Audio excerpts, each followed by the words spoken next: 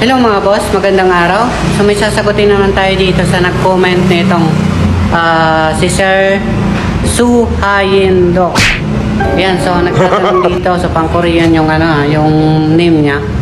So tapos pagkabilis sabay hinatak ng bangko kasi hindi nakapangalan kundi sa unang owner na hindi na binabayaran sa sasakyan. So lahat naman dito is fully paid na namin. So may release of mortgage naman po kaming hawak na katunayan is full payment na yung unit. So karamihan talaga dito nakalagay is encumbered. Yung encumbered yung papel, okay? So meron naman papel kami dito na hindi nakalagay na encumbered sa papel pero sa system is naka-encumbered pa, okay? So explain ko, tara, check natin. So, explain ko mga boss yung mga sa papel namin. So, karamihan talaga paghatak is may mga naka-encumbered pa na inaakala ng karamihan is hindi pa fully paid siya at pwede pang mahatak kasi base nga sa ORCR is nakalagay na encumbered. Kapag bangko talaga galing yun sa sasakyan is may nakalagay talagang encumbered. Na madaling salita is bangko kasi siya galing, pero may binibigay naman yung bangko na release of mortgage. So ibig sabihin yung sa papel na binigay niya is may mga perma naman yung bangko is doon yung katunayan na release of mortgage is bayad na, full payment na yung sasakyan natin dito, okay? Kasi yung sabi namin dito mga boss, kung nabili nyo yung sasakyan sa amin dito na kung sakali hinatak yung sasakyan na binili nyo dito at nagka-problema sa papel, so pwede nyo pong ibalik dito. Pwede nyo balikan po dito and ibabalik namin sa inyo yung pera na binayad nyo sa amin sa sasakyan. O kaya mag-change unit kayo. Depende na lang sa inyo, okay? Basta may guarantee kami sa papel kung sakali magka-problema. Okay, so hindi naman ito magsasara kasi company car. Ito pa nga yung mga naging customer namin clients ng last year 2024 year and 2025 na ngayon taon, okay? Sa karamihan na nabenta ko 80 plus na. Hindi naman to yung paisa-isa na binibenta namin, okay? Halos karamihan dito mga hatak ng bangko.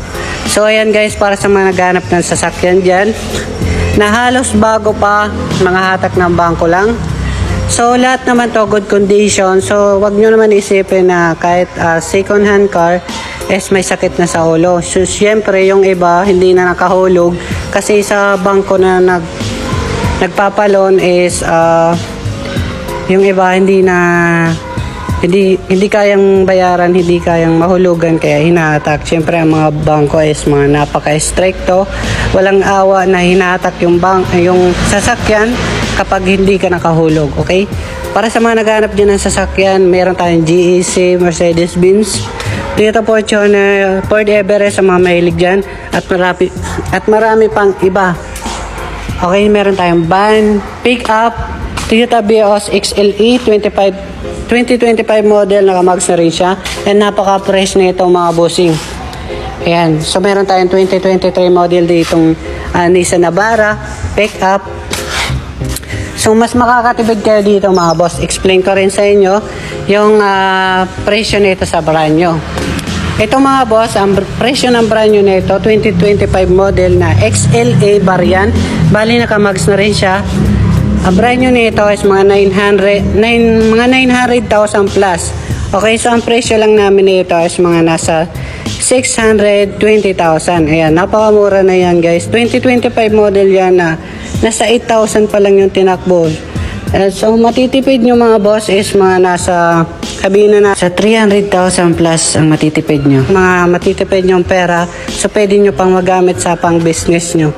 Pero brand new condition pa naman to mga bossing. Wala naman kayong ipapaayos na sinasabi nyo sakit sa ulo, okay? Na magpapaano kayo. Siguro PMS na lang, mag-budget kayo mga pinakamataas na ngayon siguro mga 20,000 pababa eh. Okay, so yung nag-PMS nga dito sa may malapit sa amin, 7,000 plus lang binayad. Innova pa yon mga boss. So dito guys, meron kami ditong Nissan Navara 2023 model, napaka-fresh. Halos brand new condition pa din naman. 2023 model to. So, ibig sabihin, 3 years naman yung warranty sa brand new kapag binili nyo. So, ibig sabihin, 2023 model siya, may 1 year pa siyang warranty sa Nissan branch. Ito is 3 years pang warranty nito kasi 2025 model. Okay, sa brand new na binili nyo, okay? So, depende sa model, kaya may warranty kayo sa any branches ng binili nyo sasakyan.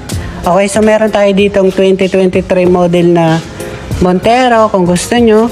Ito, Kia Carnival, Ford Everest, Toyota Fortuner, ayan, Everest Titanium.